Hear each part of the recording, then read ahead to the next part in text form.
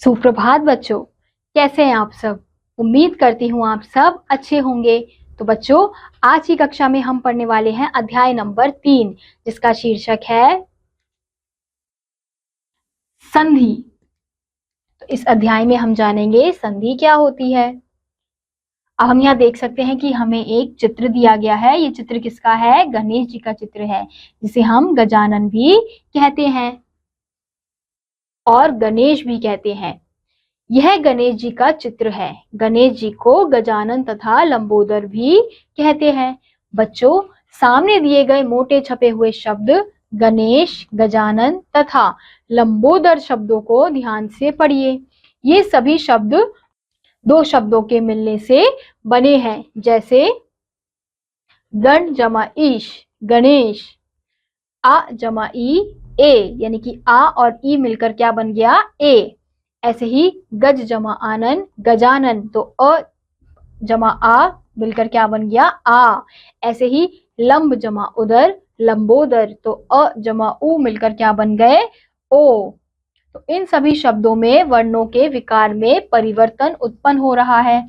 इस प्रकार के परिवर्तन को संधि कहते हैं। दो समीप स्थित वर्णों के मेल से उत्पन्न परिवर्तन या विकार को संधि कहते हैं। अब हम यहाँ देखेंगे संधि के भेद। संधि 3 प्रकार की होती है। पहले स्वर संधि, दूसरा व्यंजन संधि और तीसरा है विसर्ग संधि। तो स्वर संधि क्या होती है? दो समीप स्थित स्वरों के मेल से उत्पन्न होने वाले परिवर्तन को स्वर संधि कहते हैं। अब हम यहाँ देखेंगे स्वर संधि के भेद। स्वर संधि निम्न प्रकार की होती है। पहले दीर्घ संधि, गुण संधि और वृद्धि संधि और यण संधि, अयाधि संधि। तो सबसे पहले हम जानेंगे दीर्घ संधि के बारे में। जब ह्रस्व या दीर्घ अ, ई, उ के बाद पुनः ह्रस्व या दीर्घ अ, ई, उ आते हैं तो वे दीर्घ हो जाते हैं। जैसे हम यहाँ देख सकते हैं अ जमा अ, अ जमा आ जमा आ जमा आ। तो उदाहरण से हम यहाँ देखेंगे अ जमा आ बनते हैं तो दीप जमा अवली दीपावली, शश जमा अंक शशांक, सत्य जमा अर्थी सत्यार्थी, अधिक जमा अधिक अधिकाधिक। अगला है अ जमा आ, न्याय जमा आल्य न्यायालय न्यायालय न्यायालय, सत्य जमा आग्रह सत्याग्रह, देव जमा आगमन देवागमन। ऐसे ही अगर हम देखें ई जमा ई क्या बनती है? ई। तो रवि जमा इंद्र रविंद्र, अति जमा इव अतीव। ई जमा ई क्या बनेगी? ई। तो हरि जमा ईश हरीश, फनी जमा ईश्वर फनीश्वर। तो बच्चों, यहाँ पे आपको अलग अलग उदाहरण दिए गए हैं संधि के। अब अगला है हमारा गुण संधि। यदि अ आ के बाद ई आए तो ए हो जाता है। यदि अ आ के बाद उ आए तो ओ हो जाता है, तथा यदि अ आ के बाद री आए तो अर हो जाता है। तो अ जमा ई ए, तो सुर जमा इंद्र सुरेंद्र, भारत जमा इंदु भारतेंदु। ऐसे ही अगला है अ जमा ई ए, नर जमा ईश नरेश। ऐसे ही अगला है आ जमा ई ए, राजा जमा इंद्र राजेंद्र। आ जमा ई ए, रमा जमा ईश रमेश। अ जमा ओ, लोक जमा उक्ति लोकोक्ति। ऐसे ही बच्चों, आपको गुण संधि के अलग अलग उदाहरण दिए गए हैं। अब अगला है हमारा वृद्धि संधि। यदि अ आ के बाद ए आए तो ए, तथा यदि अ आ के बाद ओ आए तो ओ हो जाता है। तो अ ए एक एक अकैक एकैक, धन एशना धनैशना। अ जमा अ जमा ए, मत जमा ऐक्य मतैक्य। ऐसे ही आ जमा ए सदा जमा एव सदैव। ऐसे ही अगला उदाहरण है आ जमा ए महा जमा ऐश्वर्य महेश्वर्य, महा जमा ऐरावत महरावत महरावत, अ जमा ओ, जल जमा ओद जलौद, वन जमा औषधि औषधि वनौषधि। तो बच्चों यहाँ पे आपको वृद्ध संधि के अलग अलग उदाहरण दिए गए हैं। अब अगला है यण संधि। यदि ई उ री के बाद कोई असमान स्वर आता है तो ई के स्थान पर, य उ के स्थान पर, व तथा री के स्थान पर र हो जाता है।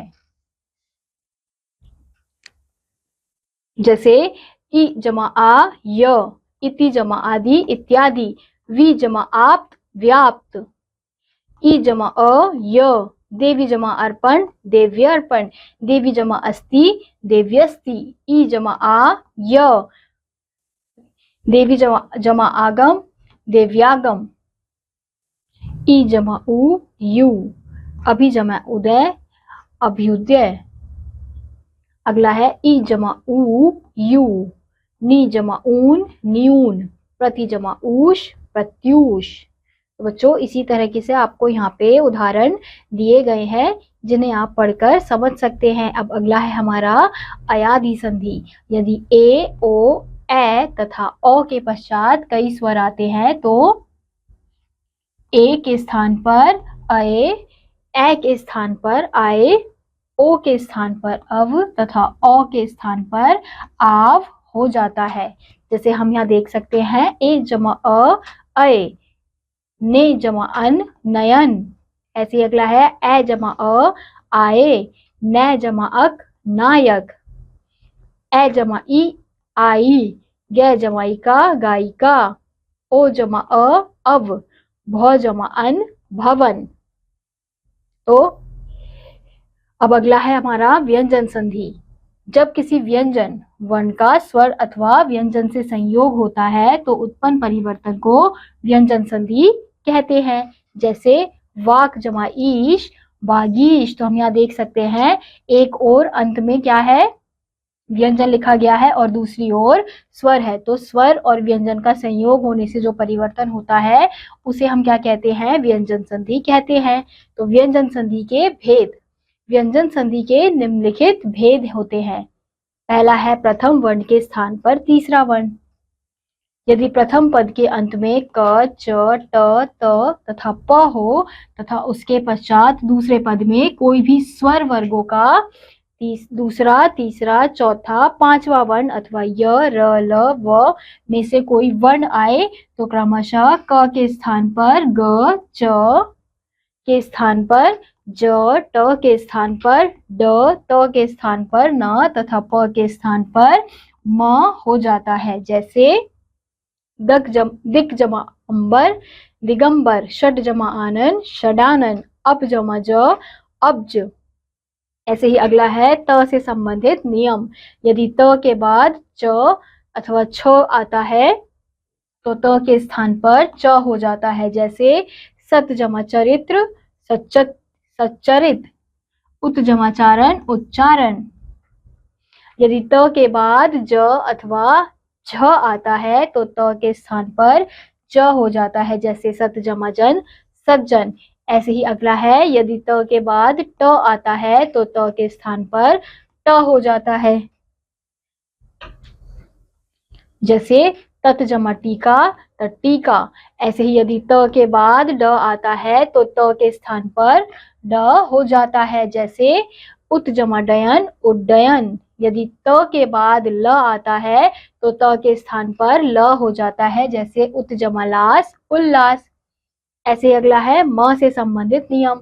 यदि म के पश्चात दूसरे पद में क से म तक कोई भी व्यंजन आता है तो म के स्थान पर आगे आने वाले वर्ण के वर्ग का पांचवा वर्ण हो जाता है। जैसे सम जमा कल्प संकल्प, सम जमा चय संचय, सम जमा पूर्ण संपूर्ण। यदि म के पश्चात दूसरे पद में भी म आए तो म के स्थान पर अनुस्वार न होकर म हो जाता है। जैसे सम जमा मान सम्मान, सम जमा मुख सम्मुख। ऐसे ही अगला है विसर्ग संधि। जब विसर्ग के पश्चात कोई स्वर अथवा व्यंजन वर्ण आता है तब उत्पन्न होने वाले परिवर्तन को विसर्ग संधि कहते हैं, जैसे नमा जमा ते, नमस्ते। ऐसे ही अगला है अब हमारा विसर्ग संधि के भेद। विसर्ग संधि के निम्नलिखित भेद होते हैं। पहला है विसर्ग के स्थान पर ओ। यदि विसर्ग से पहले अ हो तथा विसर्ग के बाद दूसरे पद में अ वर्गों का तीसरा, चौथा, पांचवा वर्ण अथवा य, र, ल, व अथवा ह में से कोई वर्ण हो तो विसर्ग के स्थान पर ओ हो जाता है, जैसे तपा जमा वन, तपोवन, मना जमा हर, मनोहर। ऐसे ही अगला है विसर्ग के स्थान पर र। यदि विसर्ग से पहले अ, आ के अतिरिक्त कोई अन्य स्वर हो तथा विसर्ग के बाद दूसरे पद में किसी वर्ग का तीसरा, चौथा, पांचवा वर्ण अथवा य, र, ल, व अथवा में से कोई वर्ण हो तो विसर्ग के स्थान पर र हो जाता है, जैसे दुह जमा गुण, दुर्गुण। ऐसे अगला है विसर्ग के स्थान पर श। यदि विसर्ग से पहले कोई भी स्वर हो तथा विसर्ग के बाद दूसरे पद में च, छ अथवा श में से कोई वर्ण हो तो विसर्ग के स्थान पर श हो जाता है, जैसे दुह जमा शासन, दुशासन, निह जमा चल, निश्चल। ऐसे ही अगला है विसर्ग के स्थान पर श। यदि विसर्ग से पहले ई अथवा उ हो तथा विसर्ग के बाद दूसरे पद में क, ख, ट, ठ, प, फ अथवा श में से कोई वर्ण हो तो विसर्ग के स्थान पर श हो जाता है, जैसे दुह जमा परिणाम, दुष्परिणाम। ऐसे ही अगला है विसर्ग के स्थान पर स। यदि विसर्ग के बाद दूसरे पद में त, क अथवा स में से कोई वर्ण हो तो विसर्ग के स्थान पर स हो जाता है, जैसे नमा जमा ते, नमस्ते। तो बच्चों इसी के साथ आज का यह अध्याय यहीं समाप्त होता है। उम्मीद करती हूँ आपको यह अध्याय समझ आया होगा। मैं आपसे मिलूंगी अगली कक्षा में, तब तक के लिए नमस्कार।